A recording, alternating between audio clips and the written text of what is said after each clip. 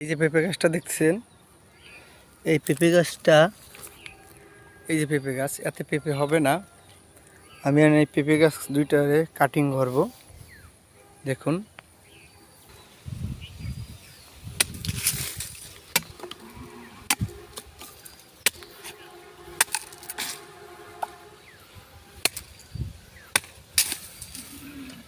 এটা করে তারপর হচ্ছে এটার ভিতরে একটা পলিথিন বা কিছু দিয়ে আটকিয়ে দেব।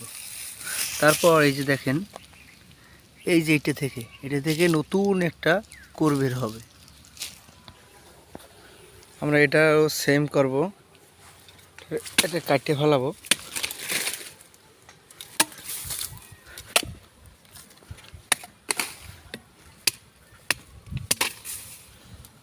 এই যে দেখেন নতুন আছে এইগুলা কোর, এই নতুন থেকে আরেকটা কোর জ্বালাবে। ধন্যবাদ বন্ধুরা।